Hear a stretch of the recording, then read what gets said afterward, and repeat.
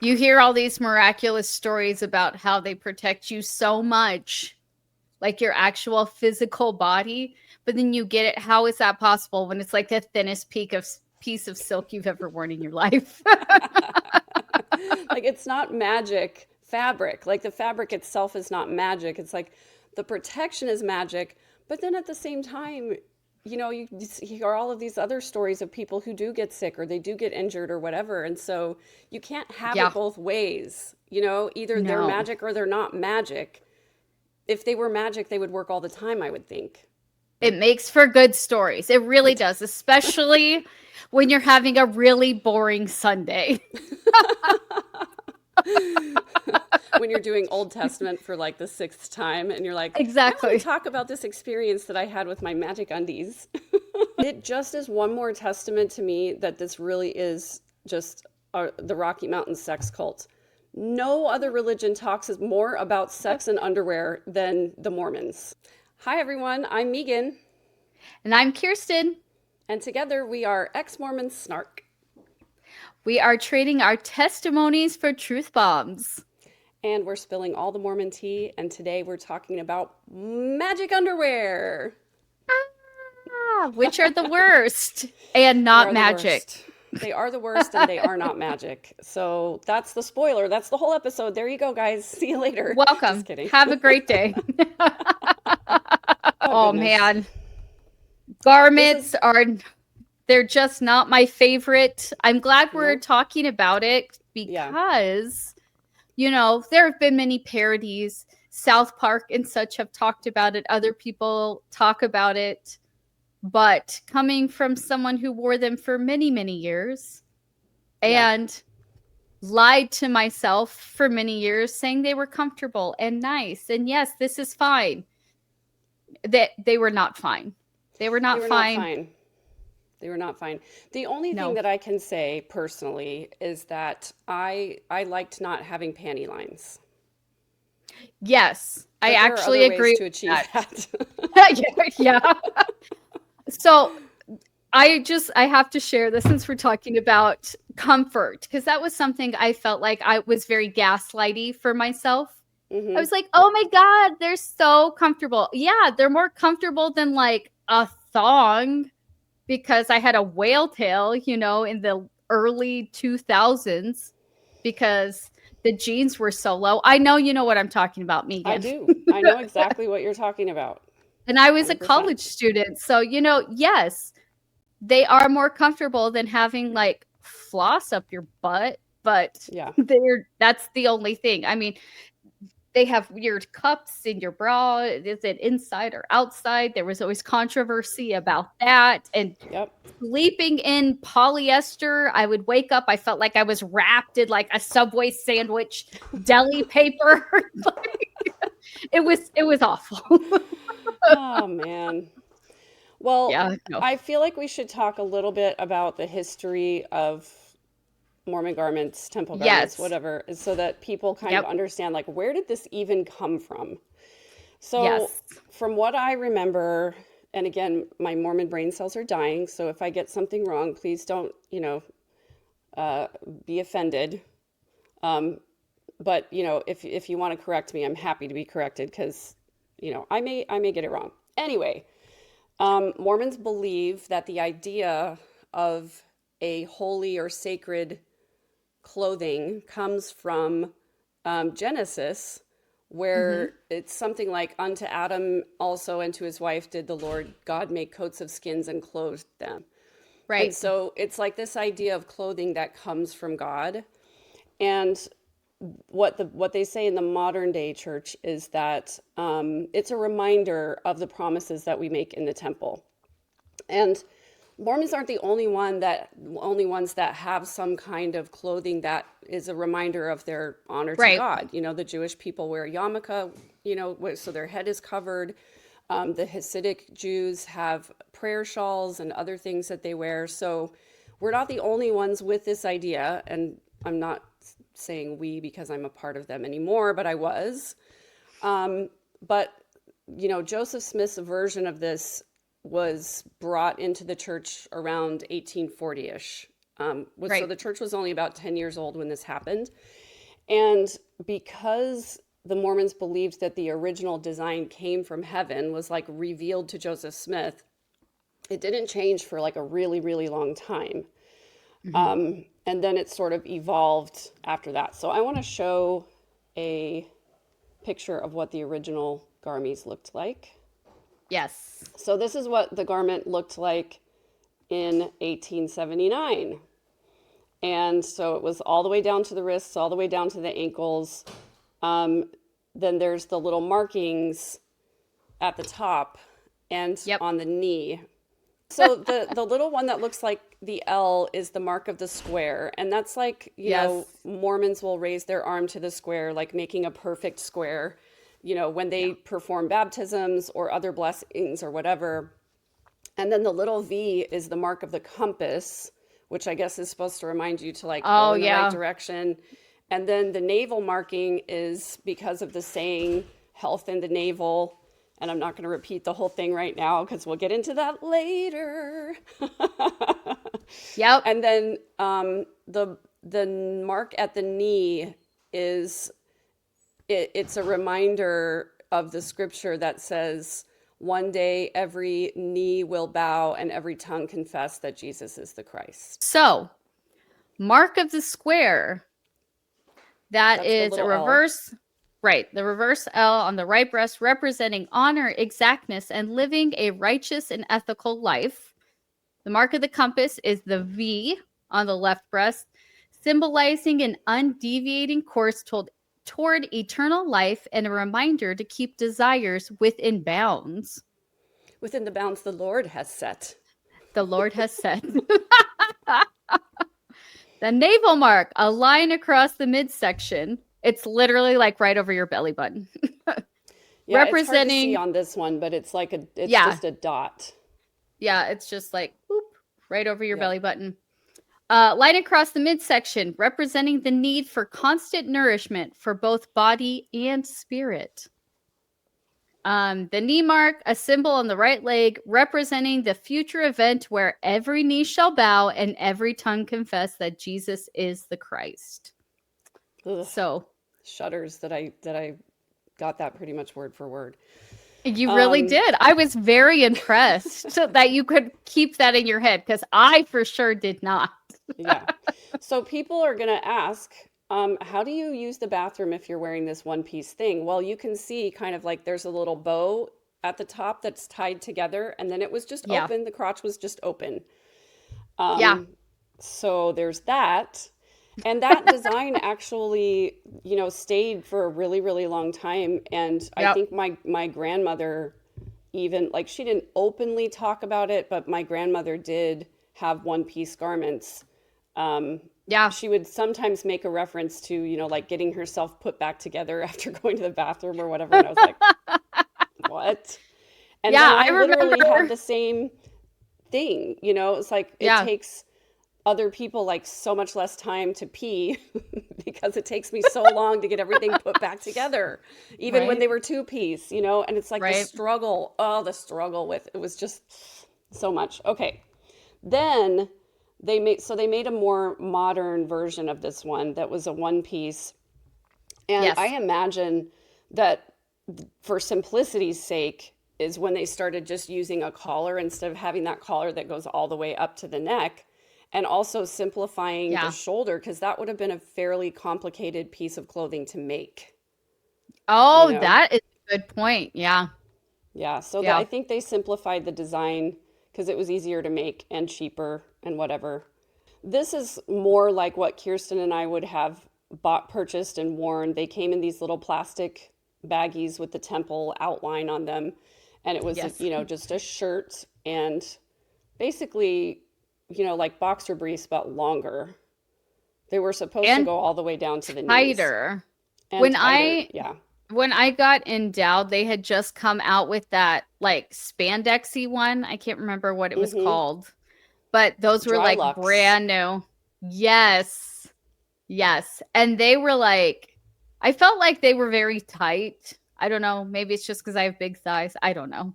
But that They was were one thing I tight. hated. Like you could see the lines in my garment or in my garment, excuse me. Whenever I wore jeans and stuff, you could like see Mm-hmm. the band Yep. around my thigh and everything. And I hated that. I was always like, oh, this looks so stupid, Yeah. But what are you Yeah, gonna but do? and also they came in different fabrics. So it looks like Yes. these are kind of cottony.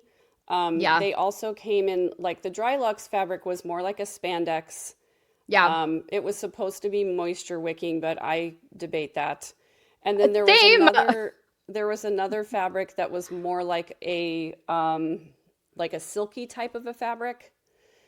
And Yeah. then there was another one that almost kind of had holes in it a little bit, like it was a Yes, it was like meshy kind yeah, it was sort of of. like a mesh, and those always felt Yeah. weird to me, so I was like, mm-mm. Yeah. Yeah, But same. here's the real issue that the reason that we're talking about this right now is because we just finished our episode last week on doing temple baptisms for the dead. Yeah. And this is the next thing that you would progress to as a Mormon. Oh no, we did temple prep class. Yes, but So yeah, temple you would prep go to class. temple prep class, which does not prep you for the temple at all. It gives you No. absolutely no warning whatsoever. And so what would happen is you would go through temple prep class and then you would make an appointment at the temple to go through for yourself. And they want to know when you're Yes. going through for your first time because there are some different things that happen. But the first thing you have to do before you even get to your temple appointment is you have to go buy a pair of garments, Yep. magic underwear. And the Yep. thing is, they're in those little plastic containers, and the only thing that you can see is a little sample of the fabrics that they have hanging on the end of the aisle. So you can look at each of Yep. the fabrics, but you don't really know exactly what you're getting into when you No. purchase them. And if you're going through for the first time, you can ask one of the people who works in the distribution center to take you into a back room alone and look at what the garments look like. So, but what they want Yep. you to do is they want you to pick out a style and a size that you think might work for you.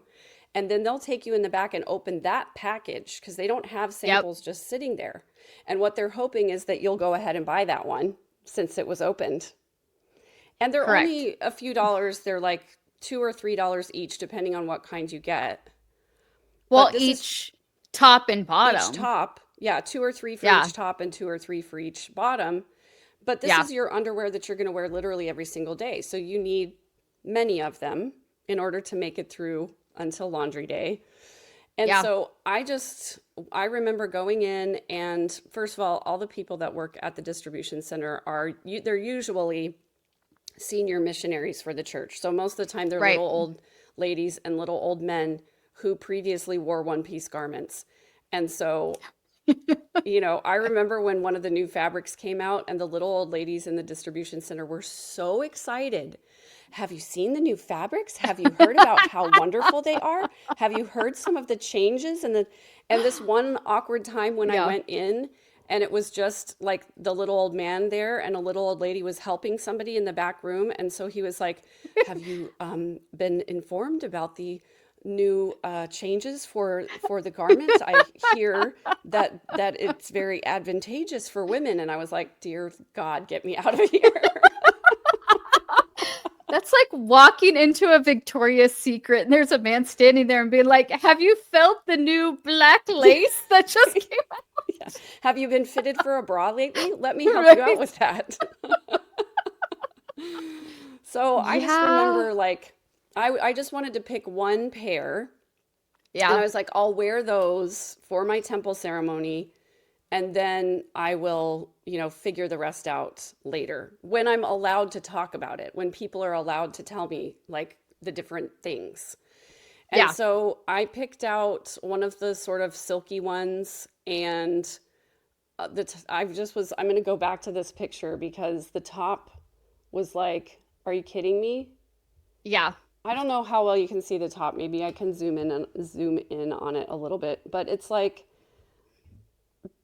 there's a sort of a cup there because back when I went through the temple, you're supposed to wear the garment next to your skin and Correct. your bra over it.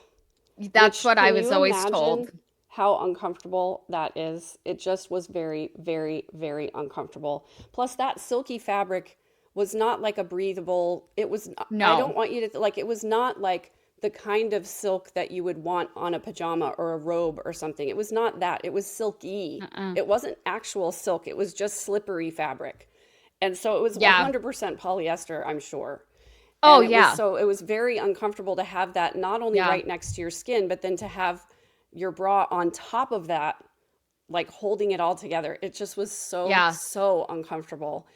Yeah. So that was, yeah. So I bought a pair that was very much like this. And the other thing is that the sizes are just not, they're not like you normally would No. think that they are. So they do have like measurements on them that will say like from here to here. Like when you buy pantyhose, there's Right. that little rubric on the back that's like if you're 5'5" and you weigh 130, then it's probably this size right here where those two meet, right? And that so they had Yeah. something similar to that.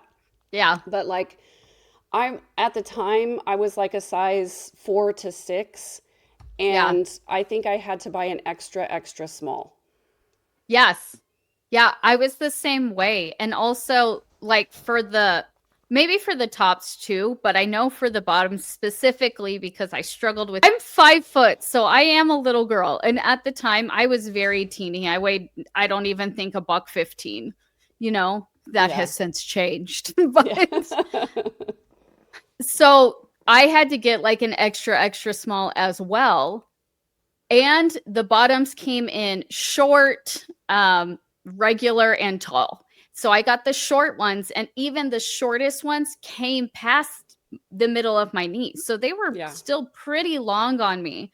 Yeah. And it was just really hard to find things to wear, you know? And those ones in particular, those silky ones, what made me think of it is that they were long on me, and because of that they would roll sometimes, like when I tried to pull my pants on, you know, not to get Mm-hmm. graphic, but they Yeah. would roll. And so then I'd be like walking out of the bathroom, all of a sudden it would hurt like on my leg because they had rolled up and I didn't realize it, and it would like Mm-hmm. as it rolled it got tighter, Yeah. and those had zero stretch in them. So Mm-hmm. if it rolled up, it like started feeling really tight on my leg and it hurt. And then I had to go back in and like try to shove them down and like get them in Yeah. It place. just And I also have very narrow shoulders just for my size. And that was another thing with those silky ones. They were constantly slipping off my shoulders, even in the mm-hmm. very smallest top. And so Right. I'd be wearing a t-shirt or a cap sleeve or something, and all of a sudden my garment's like hanging out down here. Yeah. And that to me would also be embarrassing. And so I felt like I was always like trying to tuck things, and I was wearing the size that was available, the very Right. smallest size. Right. So I don't know. It was not fun. Also, I mean, you realize like the designs of these things are made by men Yeah. and not men who studied any kind of fashion design at all. What? And then, they would be made, in Salt Lake at the distribution center where like, little old ladies would be sewing them together and like sewing the markings into them because you had to have been through the temple in order to work in that capacity because, we don't want any heathens, Seeing messing with, them. seeing them or making them for the love of Right. God. Yeah. Um, but also, I just want to show this again. Like, look at the waist. Like, the length between the waist and the crotch is huge Mm-hmm. on most people. And, Oh, yeah. even in the correct size. And I would argue, I don't think these two are necessarily wearing the correct size for them. They could probably each go down a size because I agree. mine were never really that baggy. But I Yeah. did definitely have to roll the waistband down a lot because my torso is not that long. You Oh, know, yeah. where you see the shirt tucked in there is just below where most people's jeans would be, you know? So can Yeah. you imagine wearing jeans and having those garments pulled that high up? I don't have to imagine, Megan, because like I said, I am so short. I would joke, I'd even show my friends in the like dry wick ones. What you just said it, I can't remember Dry silk. again. Thank you. Yeah. I I would joke I could pull them up and tuck them under my bra. And I would like show my friends, and it was like a joke between us. But it's just because I'm short. Like, I don't think they designed these with short people in mind at all. Yeah. They definitely did not. And the maternity ones, oh my God. Oh, do not get me started on the maternity ones. They're so bad. So, what they would do for the maternity ones is it would be this silky fabric, but like the entire belly area would be a panel made of cotton.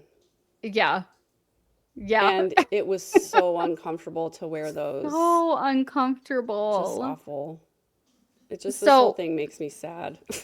I mean, I got put on bed rest with all of my pregnancies towards the end. And once I got put on bed rest, I literally just stopped wearing garments. I'm like, I'm at home anyway. I'm Right. uncomfortable. They were awful. I was like, no, I'm not wearing this. For how many times I had to go to the doctor and stuff, I was like, no, I'm not wearing them. So, Yeah. probably my last, like, at least 3 or 4 weeks, I just didn't wear them at all because I was so uncomfortable. Yeah. And did you ever put him back on after that or no? Um, yeah, I did. Yeah, after I had my kids, my last baby, I never did again because I got divorced when or I separated when he was like 3 or 4 months old.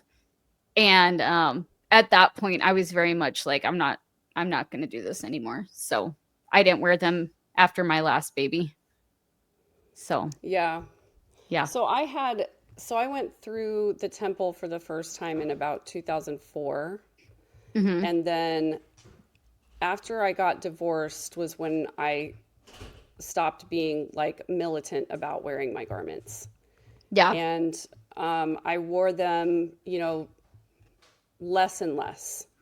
Yeah. And I remember like specifically putting them on to go to church at one point because I was like, oh, I haven't worn these in several days. And then I was like, okay, I'm going to church. I'm going to go ahead and put them on. Oh, Um, that's true. I think I wore mine same. Like when I would go to church, I'd put them on, but that was pretty much it. That was probably for a good like 6 months to a year. I would do that. But again, I was like you, I'd only wear them when I'd go to church. yeah. And I remember like I was in the habit of wearing them like almost all the time.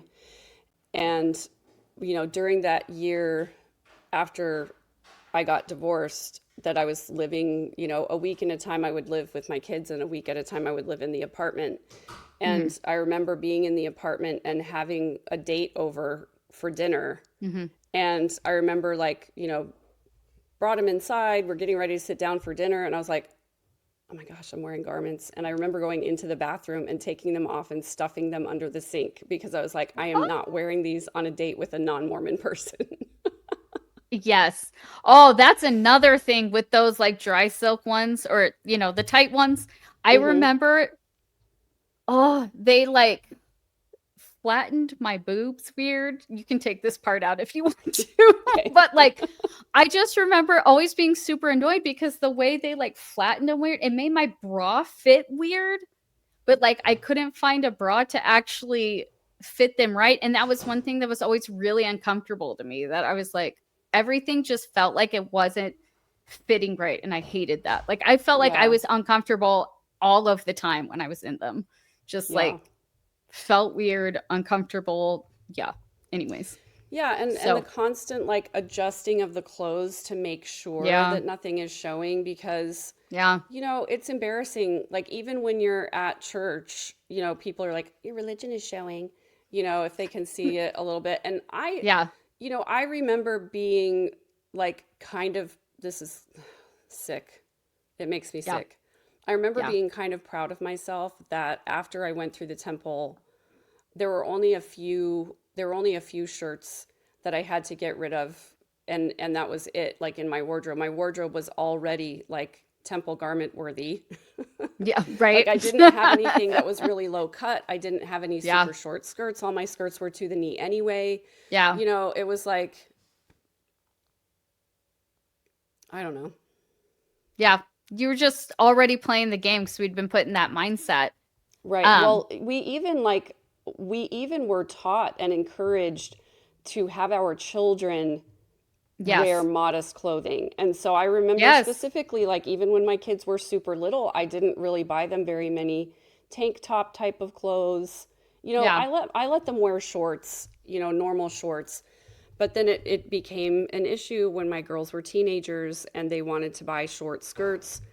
I Yeah. dreaded fancy dress season, prom and homecoming, because they Yeah. just don't make stuff like that. I remember my Yeah. mom made my daughter a little short jacket sort of a Yeah. thing Right. to go Yeah. with her strapless dress that she had bought, which was the dress was so freaking cute. Yeah. But you had to wear this little jacket over it, and I'm gonna look for some pictures Yep. because Mormon modesty and there was a Yeah. there was a company, they're probably still in business, called Shade, and they used Hmm. to make these little shirts that perfectly fit over the short sleeve garment tops. So, and you could buy them in a variety of colors so that Yeah. you could wear them underneath things that had spaghetti straps or that had tank tops or Right. whatever, so that you could still wear your garments with those things. And I'm going to have to find a couple of Yeah. pictures because Mormon Megan, So when I was growing up, like my parents were very vigilant on being modest. So, I did a short the other day talking about my BYU experience where I went with a dress that had lace sleeves and was asked or told I couldn't come in because my shoulders were showing. And I literally grabbed napkins and just stuffed them in there. So I had paper napkins stuffed in to cover my shoulders, but they let me in. oh So my gosh, that's I'm just, telling you, I've been trying to work the system since the so modesty was a big thing in my family.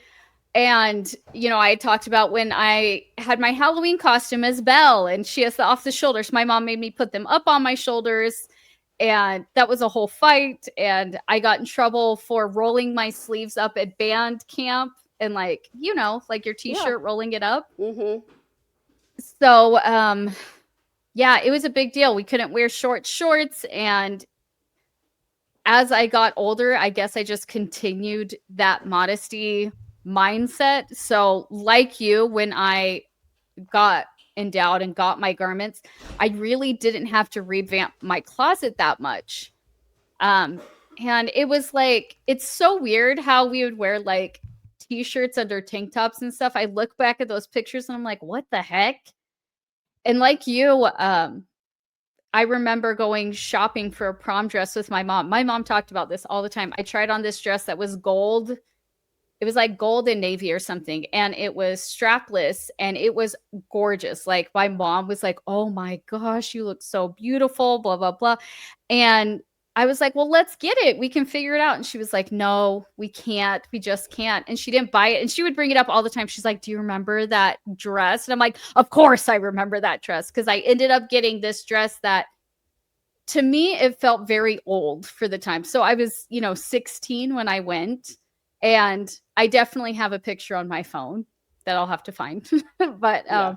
it was just navy blue velvet and it had a short cap jacket, but honestly it looked like it was for like a 50-year-old woman at the time. Like I wanted a big like ball gown or something slinky, Yeah. really cute, and I went in this like mother of the bride dress and I hated it. I'm so But sorry. I hate that for you too. it's okay. I didn't have to stuff napkins in that one, so Oh man. That just yeah. reminds me, the dress that I wore um, for my oldest daughter's wedding. That was the last time I set foot in the temple. Mhm. And it was a beautiful midnight blue gown that was beaded. And it Oh. had a little cap sleeve on it, but the sleeves were see-through. And Mhm. I remember wearing my garment top underneath anyway and just sort of like Mhm. scrunching up the sleeves a little bit. And the Yeah. back had a low scoop in it, Mhm. but it was perfect for the scoop in the garment. Like it Oh, fit that nice. exactly. So I was happy about Yeah. that. But I remember somebody in my ward telling this story about women wearing something that was low in the back, because that was like, women, please don't wear things that are low in the back because that's pornography to some men. And I was like, you're just revealing your kink, really. That's all you're telling Right? me, is that you're a back man. So, like, not everybody is as turned on by women's shoulder blades as you are, you know?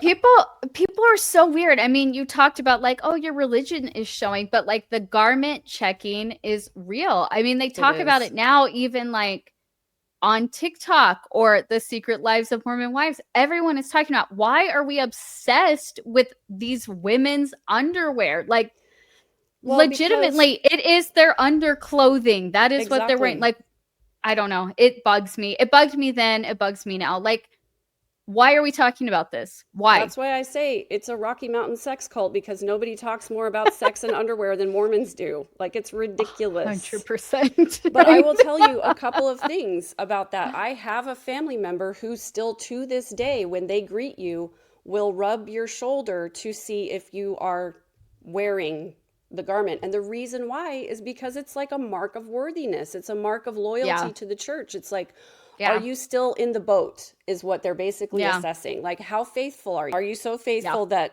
at this gathering where you're just out on a Saturday afternoon, that you're still wearing garments, even though you're not in Yeah. church, you're not going to the temple, all of that. And then I'll tell you Yep. another thing that's really creepy is that I was giving a presentation in a public Hmm. place. I was in a hotel ballroom or whatever, giving a Yeah. presentation, and most of the people in the room were strangers. And this man Hmm. came up to me afterwards and he said, something about the presentation. And he said, by the way, I was just going to ask if you're LDS. And I was like, yeah, I am. Are you? And he was like, oh, that's interesting because, I can't see a garment line. And so I'm just curious. I was curious because I thought you were LDS, but then I didn't see a garment line. And I was like, are you seriously commenting on my What? underwear? This is a stranger that I've never met before in my life. And we're in a public place that has nothing to do Wow. with the church. It has nothing to do with religious anything. I was like, Wow. are you seriously asking me about my underwear right now? And then I'll also tell you, Yeah. one time when we were at girls' camp and I was a leader, um, I was walking from my cabin down to the Yeah. water, but it wasn't like swimming time. Nobody was allowed to swim at this time. So I wasn't Hmm. like on my way to go swimming or anything. But Yeah. there was another leader behind me who was like, walked up to me a little faster and was like, are you going swimming right now? And I was like, no, why? And she's like, well, I can see your swimming suit through your pants. Like, I can see the line of your swimming suit through your pants. So I was just curious if you're going down to the water. I was like, those are my panties. And she was like, oh, you're not wearing garments?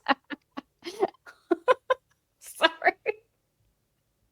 I was like, I'm What sorry. is wrong with people? I'm sorry. Like, Are you literally asking me about my underwear right now? Like, oh, and also, who, what? I can't imagine ever doing that to someone else. I would no. never, Nope. never ask somebody about their underwear. Even when I was Mormon, I would not No. have done that, Same. Yeah. you It's know? just, And then there was a lady in our ward who was kind of, we all had this one lady in our ward who was very straight laced about everything and yes. would say something to people about Yes. things. Like one day I Yeah. wore pants to church because I was on my way to a performance. I was wearing my Yeah. black shirt and my black performance pants. And she like came up to me in the hallway and put her hand down near my leg and just felt my pants fabric like this and goes, Yeah. what's going on with you today? How come you're wearing pants? I was like, she also, we had this lady in our ward who was a convert, and she was Yeah. very outspoken about a lot of things. And she Yeah. loved to wear, she was probably 45-ish at the time. She Yeah. loved to wear mini skirts, loved to wear them. And she was, not shy about wearing a very, very short mini skirts. And this woman, the one who felt my pant leg that day, one Yeah. time just walked up to her and placed an Ensign magazine in her purse, like reached into her purse with the magazine, put it in there, and said, page 42, you're going to love it. And it was an article about modesty and wearing garments. Why? Oh, just why do women feel like it is their place to police women? It's not. It's not anybody's place, but then people act like women are the right ones to say something because they're also women. But it's like, Right. no one should say anything because it's none of their damn business. Like it's Now, your it's your yeah, underwear. you're right. Please don't ask me if I'm wearing garments. Please don't ask me anything about my underwear. No. Just don't. No. It's I don't weird. care if you're a man or a woman. It's weirder if you're a man, but Yeah. it's still weird when you're a woman. Oh, 100%. Yeah. So, I just wanted to talk about my garment experience, at least the first time. Um, when I went for the first time, my mom had actually worked in the distribution center for a little bit, just like part time. So she knew a lot about the different fabrics and things and kind of walked me through what they felt like, what she thought I would like, things like that. But I was like, "Well, can I try them on?" And she was like, "No." And I go, "I can't." And she like sat there for a second and she was like, "I'll see what I can do." And she like bought a couple pairs for me. Yeah. And was like gonna let me try them on. But I guess someone had caught wind of it or saw she was buying the wrong size and she got in trouble for like trying to help me. Yeah. And so What? yeah, so that was like my temple experience at first. So when I went in, my mom was sweet and she with her own money bought me a pair in every single type of fabric and what she thought would fit me. Like went with me so I was doing but like she paid for it and then she was like whatever doesn't fit like I'll show you how to get rid of them. Oh, that's another thing. You have to dispose of them in a very Yeah, specific way. we'll get to that too. But Yeah. again, with the policing over here of people watching what sizes you're buying. Okay, so Yeah. we should also say the distribution center is where you go to get all things Mormon temple. And Yes. most temples have a distribution center like attached to them or connected or on the same property at least. Right. And in order to purchase things there, you do have to show your temple recommend. You do have to show your Mormon card and they have to scan the barcode that's on the end Yeah. of it. And if your recommend is not current, if it's expired, they will not let you purchase it. Yep. So you can also purchase these things online, but again, you have to put in your membership record number or your temple recommend number or whatever. Right. And you have to have you have to make an LDS.org account. And now Yep. it's churchofjesuschrist.org. But yeah, they do Yeah. track these things. And so Absolutely. there are things in the distribution center you can buy without a temple recommend, like Mormon jewelry, Mormon art, Mormon scriptures, all of that kind of Scriptures. Yeah. stuff. But Yeah. anything that has to do with the sacred temple clothing, which would be the garments or any of the ceremonial robes or anything, that you have to show your recommend and they have to verify that it's not expired. Yep.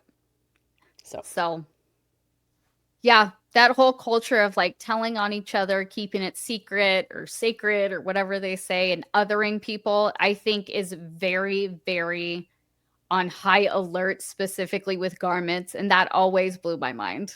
Just, it's it's very weird. culty. It's very, Yeah. very culty. Like keeping, Yeah. the secrets within the cult and keeping the secrets for the cult and also Yes. informing on each other. This is another interesting garment story. So when I was getting married, I picked out my wedding dress. I loved it. It was the prom dress of my dreams. It Aw. was very poofy. It was a halter like around my neck, but very beaded. I actually still have it just because I think it's so pretty. I love that dress. But Yeah. I had to get a little jacket to cover. So when I had garments, it would cover. So the day I got married, I had never worn it with garments on. Just why would I? Like, I had gotten the dress, I had gotten endowed, I actually got endowed a couple weeks before my wedding, but still, I hadn't tried the dress on since then. So Yeah. the day of my wedding, I got actually married in the ceiling in my temple dress. And then I went to the locker room to put on my wedding dress. That's a whole thing, too. Yeah. And Yeah. I put it on, and because of the halter, my garments were peeking out like right here. Mm-hmm. And I was so upset. I started crying and everything, of course, because it's my wedding day. And I'm like, oh Yeah. my. So I was given a lot of flack from family members. And my mom, she just was very understanding. And I think she had some safety pins, or like I had like a corset like bustier underneath. And she kind of tucked it, the way you'd said, and was kind of like Yeah. pulling and tucking. It was like, I think it'll be okay. But then the entire day, I like, there are pictures you can see I'm going like this, and like all the pictures, because I was Yeah. so self-conscious, because I had so many female family members say they could see it peeking out. And that's one of the memories of my wedding day. And Ugh, like, how so I sad. just hate that. I know, I feel so bad for young Kirsten. I was trying Yeah. so hard to do the right thing, stand in front of the temple, wear the modest dress that I didn't even necessarily, wasn't my first choice, but it was the Yeah. modest one, and do all Yeah. the right things. And even doing the right things, I was still getting pushback and made to feel bad about myself when I was trying so hard to do what I was supposed to do, you Yeah. know? Yeah. Check So, all of those Mormon boxes. Do all the yeah. things that we were taught to do from the very beginning, that like this is a way for you to be acceptable and, And it still please your wasn't family. enough. Yeah. Yeah, exactly. And even now, the cringiest thing that I see a lot of the time is like people will post their wedding pictures on Facebook or Instagram, Yeah. and if they're Mormon and they're in front of a temple or whatever, people will come in the comments and be like, "How sad that you didn't wear a modest dress on your wedding day," or "How sad that Right? you didn't wear your garments for your wedding pictures," or Yeah. Mormons just feel like they have this A moral right. authority. Yeah. Yeah, Yeah. like it's okay for them to judge other people's choices even though they don't even really know them, you know? Yeah. And Yeah. I just all of the comments and teachings from General Conference about modesty, and Yeah. just the fact that so many men so frequently would be teaching women what to do with their clothing and their bodies. Yes. And Absolutely. we, as Mormon women, just thought that that was okay. We're like, yep, they're God's mouthpiece. And so Right? it's not coming from this man to me, it's coming from God straight to me, you know? Right. Yeah. And that's another reason I was really annoyed when I found out they were coming out with the sleeveless ones for women. Mm-hmm. They're making this big deal, and they had pictures of lines of people waiting outside the bookstores, the Yeah. distribution centers, Yeah. because that is something. Sometimes you go in and they don't have your size, just like Right. any other place. But if Right. this is the only place you can buy your underwear from, you're kind of SOL until they get them in stock. So I get why everyone's in there. Sure. But the reason I was super annoyed was like, how many years did I spend trying to find cap sleeves or t-shirts or little jackets, or putting a t-shirt underneath and wearing multiple layers in Las Vegas in the heat in over 100 degrees, Yeah. so I could cover this special underwear that's supposed to protect me and keep me in line with God and remind me of my covenants. And now Yeah. they're like, you know what? Shoulders aren't so bad. Why couldn't you think of this many, many 30 years ago? Or Well, and whatever. also when they first made the announcement about this, they said that it was for warmer climates, and they were only available in those Yeah. warmer climates in South America and whatever. Well, Yeah. now they're bringing it to the US, and people in Utah are buying them, and that's not a warmer climate. It's just like it gets hot in the summer everywhere. So Yeah. why do we, I don't know. It's like, oh, just the mental gymnastics of all of that Yeah. makes me really infuriated. A couple months ago, I had a very devout coworker who I love and adore. She's very sweet, but she is very, very, very much in the church. And there's been multiple times she's asked me like what would bring me back. And when the announcement of these garments came out, she came and told me excitedly, and she's like, "Would this be something that would like make you come back to church?" And I started to laugh, and I was like, if garments were the only thing I had a hang up on, then yeah, maybe. I was like, but that's one of the least of my worries, I assure you. Right. So, for anybody out there wondering, what would make me come back to church would be protecting children. I don't think there's anything that would make me come back. I No, I'm I kidding. I mean, would prefer. Oh, I would not ever become a full-on Mormon, but if Mormons ask me no. that, that's what I'm going to say because that would be the number one first thing that I would want them to fix is to Yeah. protect children from predators. Do background checks. It's not that hard. You have enough money. Just do it. Yeah. Call 911. Get rid of the helpline. Anyway, that's all. That's a little If they tangent. asked me, it would be nothing. I'd be like, good luck to you. Absolutely not one damn thing. You could threaten me with everything, and I'll be like, no, I'm good. Also, there was this one time when I was in testimony meeting and this lady got up and she was talking about working in the distribution center and she was like, I know some of you are buying petite garments even though you're not short just so that you can wear shorter skirts. Oh, I heard that so many times, but I also heard it from people that were doing it. But at the same time, it's like, oh, Okay, so it's none of your business. I will admit that sometimes I bought the petite size. Now, petite is supposed to be what, for like 5'3", 5'4", and shorter? But I'm 5'5" and I have short legs. So I would sometimes buy the petite ones just so that I could be more comfortable in my knee length skirt, not worrying about when I sit down, are my garments going to show? Yeah, that's a legitimate concern. I mean, It was not so that I could buy shorter skirts or wear shorter skirts. It was so that I could feel comfortable in the ones I was wearing that were knee length already. whatever. Because I'll a go lot of the back to what I times said. It's no one's business. That's it's all I'm going to not. say. It's no one's business. Who cares? I mean, obviously somebody, not me. Yeah, obviously a lot of people do, but a lot of times I would be playing the organ and it's kind of Yeah. situated so that when I'm sitting at the organ, the bench is elevated and so people can Yeah. see my legs and I didn't Yes. want to be up there messing with my skirt while I'm also playing with two hands and 2 feet, okay? Yeah. So when you Back to go through the garments. temple, yeah, when you go through the temple for the first time, I don't know what it's like for men. I'm sure it's similar for men, but for women, when you go through for the first time, they put a little name tag on you so that everybody knows it's your first time in the temple. That way, Yes. they won't make fun of you when you do something dumb. Because once you go through, you're expected to Yeah. do everything exactly right. You're supposed to know better. But Yes. you also get a little meeting with the temple matron. Now, every temple in the world Yes. has a temple presidency. So there's the president and then two counselors, and Mhm. their wives are considered to be temple matrons.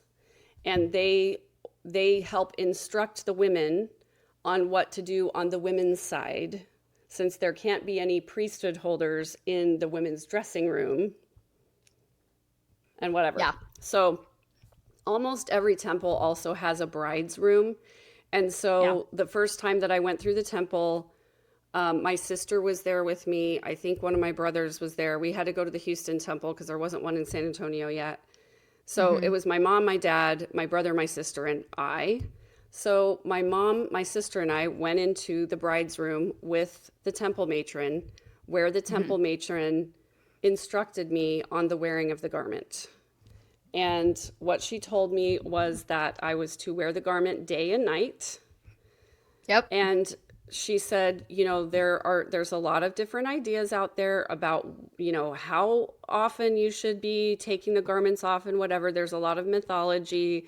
She told me that some people say for the three S's are the only reason that you can take your garments off, and it's for Yep. sports, swimming, or sex.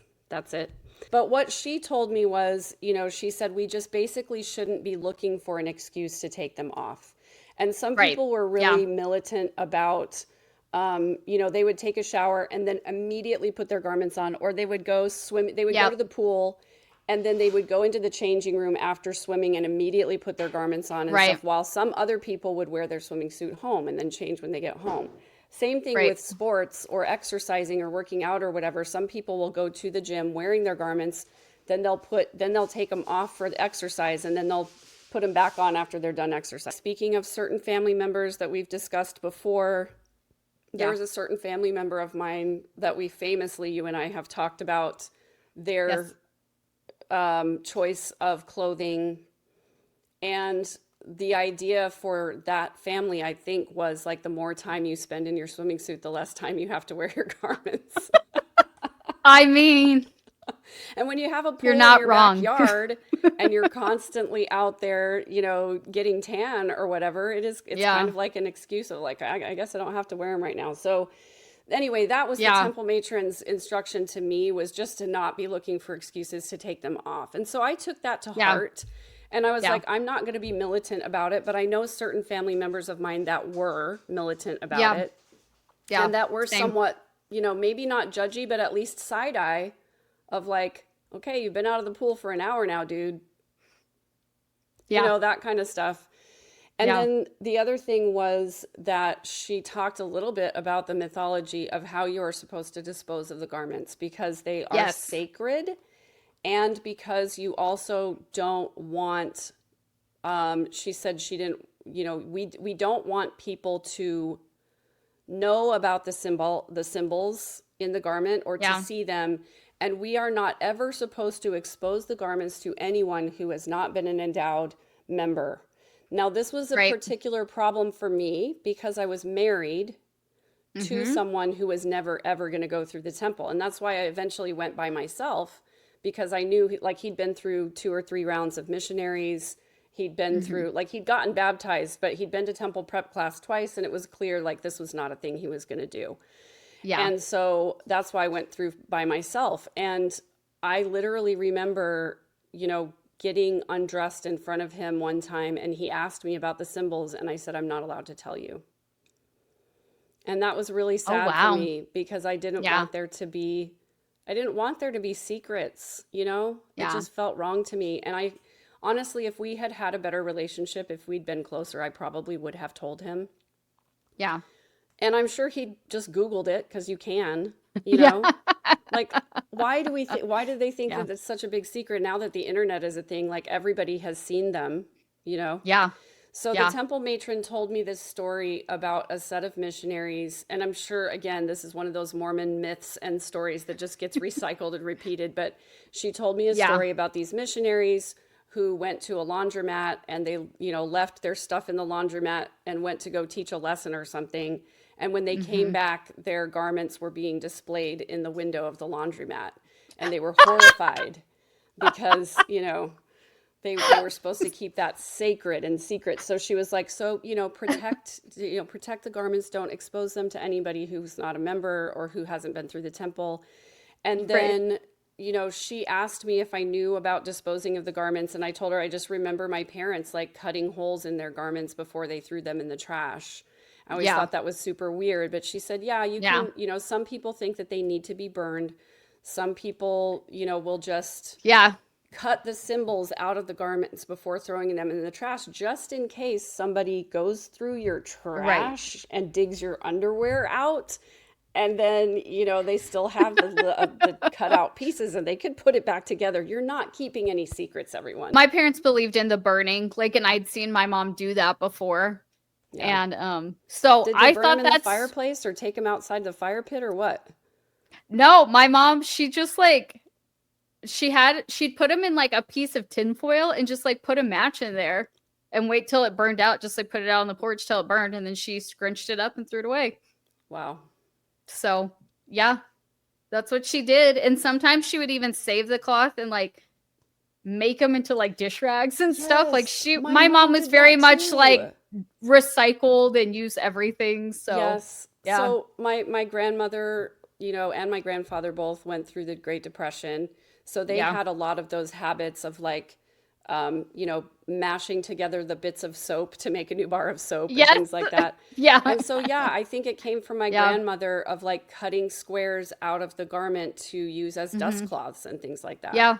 Which Yeah. I That's what my I mom think did. is kind of a violation of the like what they tell you because you're using magic, sacred things to clean stuff with. I don't know.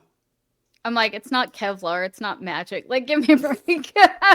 I guess once you cut the symbols out of them, they're not magic They're anymore, not and magic so anymore. then they're just But yeah, regular old fabric. it's So, all just very weird. I mean, when I talked to the temple matron, they had some of those things that they told me. But again, I mean, I was one of those people that I had heard enough of like the mythology or from people that were very like, woo, they don't believe in Harry Potter either because it's a that I was just It's like, the occult. whatever, right? I was very much just like, okay, like I'll wear them and however I throw them away. Like I was always kind of I had felt for a long time in my heart that a lot of this seemed a little hokey to me. So I think when I went through, I kind of took what they were saying with a grain of salt because I don't know. Maybe at that point I was already kind of like, all right, I'm doing this because of what I'm supposed to do. But I mean, a lot of the beliefs I stopped believing super literally when I was at BYU just because I saw so much BS.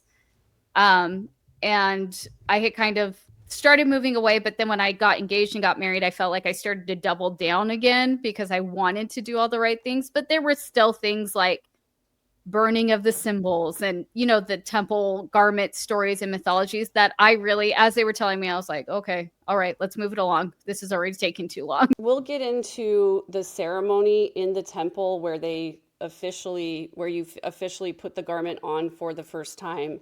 But Yeah. basically, we were taught that the garment was supposed to be a shield and a protection to us Yes. against the power of the destroyer until you have finished your work on the earth. Yep. And Yep. so that's where all of this mythology about being a protective garment and all of that. Mm-hmm. There are all of these crazy stories about, somebody who was in a fire, but they only got burned from the knee down because they were wearing their garments. And, Right. like there are all of these dramatic stories of people just being Yeah. protected. And I will tell you, I do have a little bit of my own story on that one. I don't Of know if you course you have any. do. I have more bad stories. Like I have severe eczema, and so there were certain fabrics that gave me horrific rashes only in the places where I wore the garments. And how many times And did we that hear about right like there, UTIs and yep, yeast yep, infections? and Not to yep, be graphic, but a lot of people complained about all of that because the fabric was not breathable or conducive to women's bodily functions. yeah. They just weren't. So, Why? Because they were designed by men, and because men don't care right? about women's experience in the church. No. So, You know, I will yeah, say the leaders, the most of the the upper leaders. There are right. some good men who do care about women's experiences and who Yeah, do feel sad for what some of the things that we go through. But the yeah, leaders at the very top, guarantee you they do not give a crap. Because if they did, they would change things. They would consult women instead of instructing them. yeah, Anyway, yeah. so Anyways, I was in a car accident that was pretty oh, serious. I I'm was sorry. headed toward an intersection, and there was somebody in the left turn lane. As I Hmm. was coming, down the road, I could see this person in the left turn lane, and I don't know if this should pretty much be everywhere, but like there was a blinking turn arrow on the Hmm. on the stoplight for this one. So I had a green light, but the blinking arrow was yellow, which means that if you're turning left, you're supposed to yield to oncoming Right, traffic. right. So as I was approaching the intersection, I saw the turn arrow blinking, and then I saw it go solid, which meant that I was about to get a yellow light. Well, the person, as I was coming towards the intersection, the person coming the other way turned left in front of me, and I could not stop in time. And I Yeah. thought that I was Evil Knievel because I turned my steering wheel really hard and slammed on the brakes. So Ugh. I thought that I was going like this and that I would hit them sideways, but I didn't. I T-boned them. So even Oh, with that evasive maneuver, I thought that I yeah. was going, but I wasn't. I was just going, it was like the smallest little turn. So I T-boned them, and my airbag went off, from the steering Oh, wheel. And the airbag had not, they're supposed to deploy and then immediately deflate, but it hadn't right. deflated all the way. It was still Oh, partially inflated. yeah. And whatever chemical it is that makes the airbag explode out of the steering wheel had dripped down onto my leg and burned a hole in my pants. My favorite Oh. pants. My favorite pants. did not It burn a did hole in my garments. because it's not a natural fabric. Well, to be fair, my pants weren't either. My pants were kind of like Oh, that stretchy. yeah, They looked like jeans, but they were stretchy fabric. And that was right. one of the Yeah. reasons I loved them so much. But yeah, so I had this big hole and then I could see, my garment through there. But then I also did have a burn on my leg like later, afterwards. Yeah. And I just remember thinking like I didn't want anybody to see my garments. And I was thinking, like, man, if there's something seriously, okay, before I even assessed myself to think, do I have any injuries and am I all right? This thought came Yeah. into my mind is if there's an ambulance ride and they have to cut away my clothes for some reason, I don't want them seeing my garments. Dude, I have a family member that had an experience and was so upset that their garments were cut off because they were in an emergency situation. And that's all they would talk about. And I wanted to be like, dude, you're alive. Right. Why is this a concern? And every single time we talked about that extremely scary experience, that was the first thing this person brought up. And I just wanted to be like, are you freaking kidding me? And this happened when I was still fully in the church. And I still Yeah. was like, you've got to be kidding me. And that was their number one concern because all of the EMT and hospital workers had seen their sacred garments. And I was like, these people saved your life. Like, Yeah. what? What? I also feel Yeah. like there is a huge contingent of people who are like, don't cut off my clothes. My magic underwear will take care of it. Like, Oh, yeah, I'm I'm sure. more protected with my clothes still on, even though you need to do life-saving measures on me. Right? So weird. And think about how many garments the EMTs have seen. Like, they probably Oh could yeah, not care less. They're like, oh, it's a weird Mormon. Make sure we call their bishop by the time we get there. Like, that's true.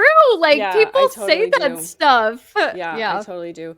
But also like the mental gymnastics that I went through all the time of like, oh, I better make sure that I'm wearing my garments because I'm going to be in a dangerous situation. Like if I was going on a hike Yeah. or if I was, whatever, Yeah. I Yeah. like, got to make sure that I've got my garments on. And so Yeah. there was this one episode of The Secret Lives of Mormon Wives that I totally Yeah. could identify with. They were going on Yeah. this little weekend trip, and one of the girls Hmm. forgot to bring their garments with them. And Oh, they yeah. were I one of the remember ones that. who was super faithful about Yeah. wearing their garments, I think, because almost all of their outfits are pretty flashy, you know. Yeah. Yeah. Um, but anyways, there was this whole discussion about like, what do you do? Because when you're traveling and you're not near a temple or a distribution center, it's not like you can get Yeah. garments overnighted to you, you know. So when I finally did go and like buy real underwear again, Hmm. like as an adult, I had a good 10 years of wearing regular underwear before I went Yeah. through the temple. But I just remember like gradually buying regular underwear and gradually getting rid of garments. Like garments was actually, it was one of the last things to go for me when I was on my way out of the church. I still wore them for a really long time, even when I was Wow. in that space where I was like, I got to the place where I was like, I'm just going to the celestial kingdom and I'm not going to go to church anymore because it's toxic to me. Like the culture Yeah. was so toxic to me that I was like, I can't Yeah. do it anymore. I can't sit there and listen to this BS anymore. But I was still Yeah. wearing my garments and I was still paying tithing. And those were the last two things to go. And guess which of those two was the very last thing? Tithing for sure, right? It was Oh, 100%. I think it's so funny because tithing was like my first thing to go. I was like, I'm going to feed my kids before I'm going to give you my. Well, shocker, right? The person obsessed with finance stopped paying tithing That was before the I first stopped thing. going to church. I was Yeah, like, you don't need my money. My children need my money. right. Um, yeah, 100%. that was like the first thing. I had such an up and down relationship with garments, and I do believe a lot of that stemmed from I mean, I have a lot of allergies. We've talked about it in previous ones, and the way my allergies present are stomach aches and rashes primarily. So there's been times in my life I have scarring from some of the rashes I got from garments Mm, because it reacted so poorly. I don't know if it was like the lotion I put on mixing with the synthetic fabrics. Like, I really don't know.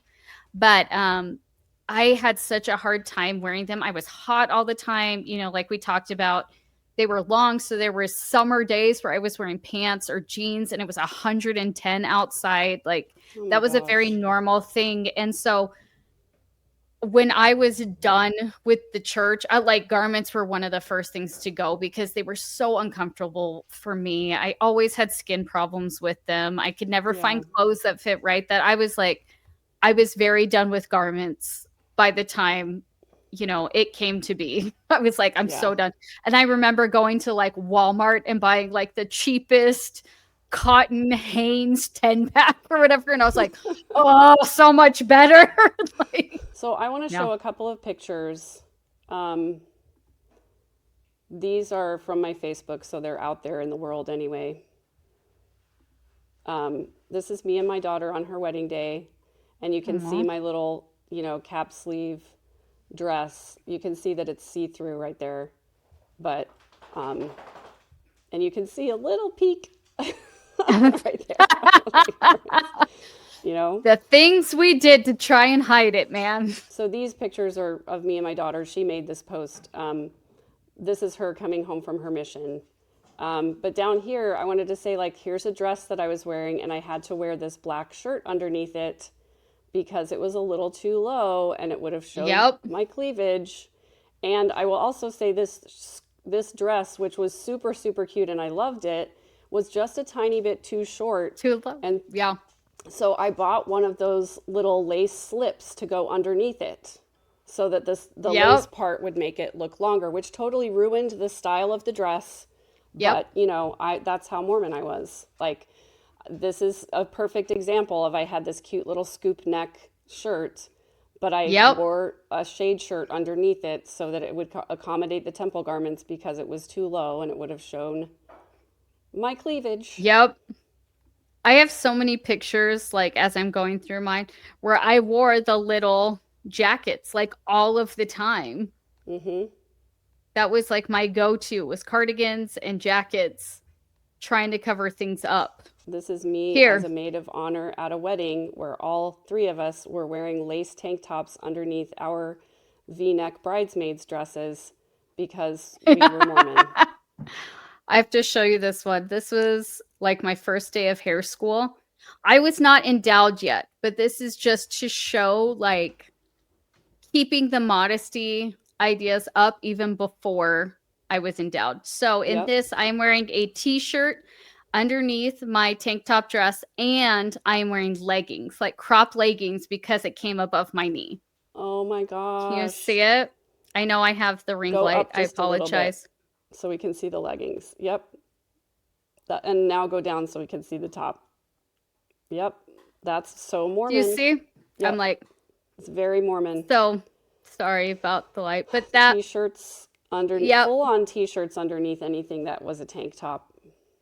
And I was not endowed yet. And even you can't see very well. Try to zoom in. You can see the skirt was not that far. Anyways, it wasn't that There you far go. above my Yeah. knee. That's barely above your knee.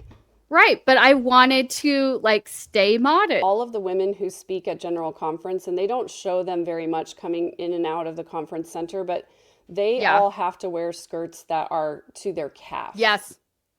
And they have to wear, well, I don't know if they do anymore, but they had to wear tights or nylons at one point too. They used to have to. I just look back at these pictures and I'm like, so bad. For Utah, when it's chilly outside, tights are not such a bad thing, but in South Texas, Yeah. Okay. No. yeah. This is a outfit I was shamed for. I remember I was going to a Relief Society thing, and I was shamed for having too low of a neck on this, even though my garments did not show. I remember someone telling me that maybe that wasn't an appropriate shirt to wear because you could see my Okay. cleavage peeking out. Yeah, it's like we've talked about this before. Like, Yeah. there are some people where it's just, it doesn't matter what shirt you wear, it's going to happen. I had so much internalized body shame because of Yeah. the teachings of the church and specifically because of the garments. And I Yeah. mean, if you can imagine what it was like to be married to a non practicing Mormon and Yeah. wearing temple garments and having to deal with our physical relationship with that, because they Yeah. are not attractive. And I used to love to wear lingerie and stuff, but then I didn't anymore after I wore garments. And so it was not good for our relationship. And Yeah. also, I felt terrible about my body because I had been taught since a teenager that my body was walking pornography and that I had to keep it Yeah. covered up all the time. And so, Yeah. even at the points in my life where I felt good about myself, I still felt Mm-hmm. bad about my body all the time. Yeah. It was just so internalized. It was such a part of who I was that Mm-hmm. it still is something I still struggle with. I Yep. still struggle with it because I remember reading this thing where, it's just a girl kind of saying, well, I wish my this was that, or I wish it was more this or less that, or whatever. Yeah. And her body answered her, can't you just love me the way that I am? Oh. And I think for women in general, I Yeah. mean, not just Mormon women, not just, high demand religion women, we struggle with that anyway because of all of the Yeah. messaging that we get in the media about how we're never enough and we're never thin enough or cute enough or tall enough or whatever. Yeah. We are really taught in society to hate ourselves the way that we are because everybody's trying to market us something that's going to make us more this or less that so that we'll fit in better. Yeah. And Yeah. so having that already as the framework of our lives as women, and then at the core of that is Mormonism telling us that we're pornography and that we're Yeah. responsible for men's thoughts. And like if we dress immodestly, we're going to cause a man to sin. And so we're Mm-hmm. responsible for the salvation of other people by the way Yep. that we dress and by the way that we talk and what we say and what we think and all of that. So we have to it really is all about control. Yeah. And that was one of the things what I said when I left the church, I felt shame leave my body because I was no longer ashamed of who I am Yeah. and of my body itself, you know? See, and I feel like I have dealt a lot with that. Always feeling like my body was wrong or my hair was wrong or how things looked were wrong, same as you. And as I came out of the church, I think I embraced it a lot more. Like, yeah, this is who I am. I'm going to wear what looks cute on me. I'm going to wear things that I there, but also it does bother me a lot when I'm reduced to just that. But it took a long time to get there, much longer than I feel like it should have, because I had internalized so much from Mormonism what I was supposed to be, and that being loud and colorful and confident was wrong and Yeah. would be turned into something against you, and that people will use and abuse you. Anyways, I feel like throughout my life people are going to treat you how they're going to treat you, period. It doesn't matter what you're wearing, so I'm grateful that I have come out of that mindset more, but it still gets to me, if when I'm sitting in my room at night, laying in bed, I think about, I don't like what that person said to me today about what I was wearing or what I did, it does get to me. So even though I do show a lot of confidence on the outside, it is internalized in a very, very deep way. And I hate that for us. Like you were saying, Megan, it's not specific to Mormonism. It's the society we've grown up in. And I just hate all of that for us. But I do hope we can continue to work to make things better, because I don't want that for us. I don't want that for anybody. I am very proud of this picture because um, I have always struggled with my weight. Hmm. Not that I have fluctuated that much, but I've struggled with how I feel about myself relative to the number on the Right. scale. And I Yeah. still do somewhat struggle with it. But um, the picture on the left, you can see the Mormon shade shirt. And this is a selfie that I took in the bathroom at the opera. because I was looking at my dress and I really love this dress, but I Mm-hmm. had to wear a shade shirt under it. And look at the expression on my face. This was I like Yeah. in the thick of my divorce. I did not feel happy. Yeah.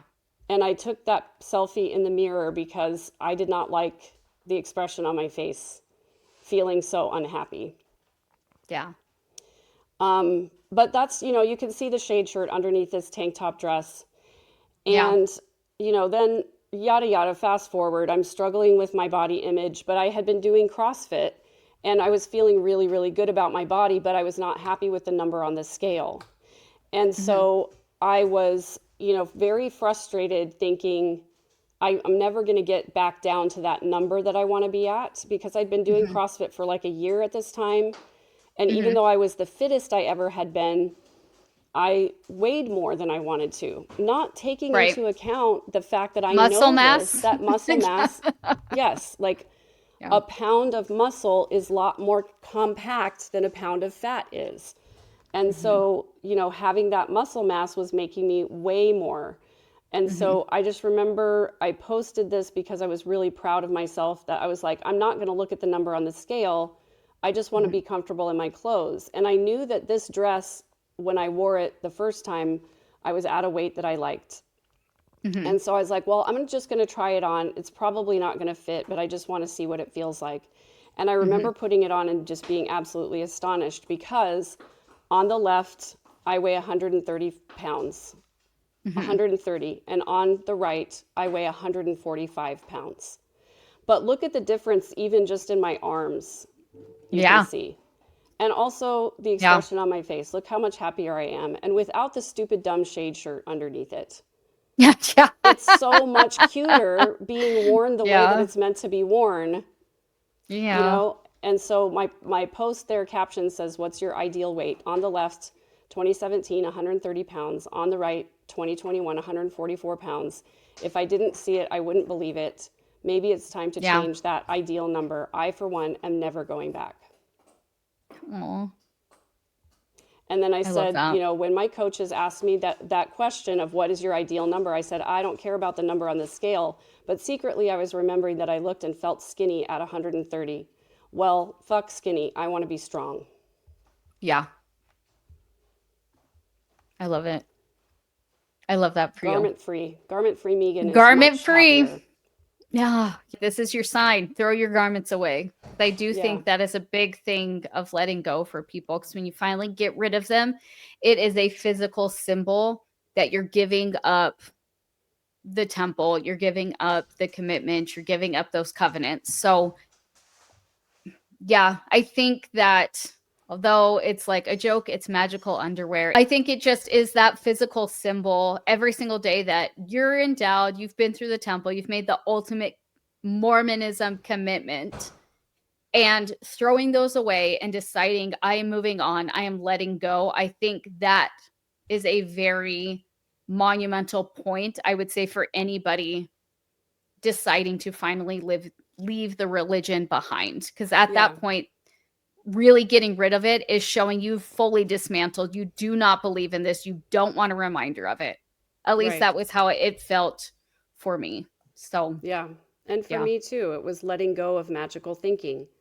It was letting Yes. go of the idea that whatever Joseph Smith created was real. And Yeah. by the way, I don't think we talk about this enough, like Mormon exceptionalism, thinking that God is only going to protect people who have gone Yes. through this ceremony, repeated a bunch of words, and wears this magic underwear. It's kind of gross, to be honest with you, Yes. you know? And to Yeah. think that like children who haven't been through the temple, they don't have that special protection, right? Yeah. What kind of God wouldn't want to protect children? Not a God I want to worship, that's for sure. Right. You know, Yeah. and that just comes right back around to like all the children who have been and are being abused in the church. And Yeah. yeah, just like the symbology of the garments is just another measure of control. And I Absolutely. didn't want to be controlled anymore. And even when I believed that I was unworthy and I was not going to the highest level of Mormon heaven, I still wore my garments because I felt like I felt like it was a commitment to God, like I promised to do it. Yeah. And so I'm not going to break my promise to God, even though I know that I'm probably not going to be worthy. I don't know. It was a lot of confusion, but getting rid Yeah. of garments was a big part of me taking my own power back of my own life, of making my own choices, Yeah. and not allowing the programming that I received in the Mormon church to control my mind anymore. Yeah. I mean, I held on to my garments for several years, even after I had stopped going to church. Me too. Um, and I remember when we moved officially, me and my current husband, into a new house. We'd been together for several years. I finally got rid of all of them, and that was a big deal. And I remember I was like, why did I hang on to these for so long? Like, I hadn't worn them literally for probably 5 years or more. And Yeah. I had just kept them in my drawer. And it's like, why is that? I guess deep down I was the same as you, feeling like it was a commitment to God or something, but like I had no intention of ever putting those on. So I don't know if it was feeling like I can't just throw these away or I don't Yeah. know. But yeah, it's crazy how those things get into us so deeply, even when we're willing to get rid of all of the doctrine and move on with our life. That the temple and those commitments and those symbols, and it is literally just stitches on a piece of very uncomfortable material, has a stronghold grip on us, you know? Yeah. So I guess controlling with an iron fist takes on a whole new meaning when they're telling you what underwear to wear. Exactly. Exactly. And that's really what it comes down to for me. Also, it's like I think, the origination of the garment was like Joseph Smith wanting to double down on that secret ceremony. And the garment Yes. was just another one of those ways to tell who had been through the secret ceremony. And like, to make that Mormon exceptionalism really stick of like, okay, there are Mormons, but then there are Mormons, you Right. know? Yeah. And have you made that commitment? And it was a way for Joseph Smith and the other leaders to determine loyalty. And it still Yeah. is today. It's like, how Yes. loyal are you? And that's one of the reasons they don't let people, if you haven't been through the temple, there are certain classes that you're not allowed to teach, certain leadership positions that you Yep. will never get called to if you haven't been through the temple, because a lot of that is about loyalty and keeping secrets. Yep. Which is their favorite thing. It's their So favorite thing. Yeah. Well, Kirsten, thank you so much for being with me on this journey because I did not want to do it alone. absolutely. I know we keep saying this, but I feel like every time we talk, things come up, even for me, that I didn't even realize I needed to mentally unpack. So I'm glad we're doing this together and Yeah. sharing feelings, shedding light, all of the things. So I appreciate you a lot. I'm glad we're doing it Yeah, me too. Sharing our Mormon trauma. together. Yeah. But I do think like talking about it is a release for me. It's a way for me to let Yeah. go of it and stop thinking about it. And not that I think about it all Yeah. the time because I really don't, but I do think there are still a lot of harmful programming that I need to dig through. And so this is helping me. I Absolutely. hope that it's helping our viewers. And even Yeah. those of you who have never been Mormon, the curiosity level, I understand that because it is weird. Gordon Hinckley used to say that we are a peculiar people, and that you, honey, you did not That's an even mean that. Is, understatement. yeah. We are the weirdos, mister. Have a great day, everyone. Take care of each other and Bye. yourselves.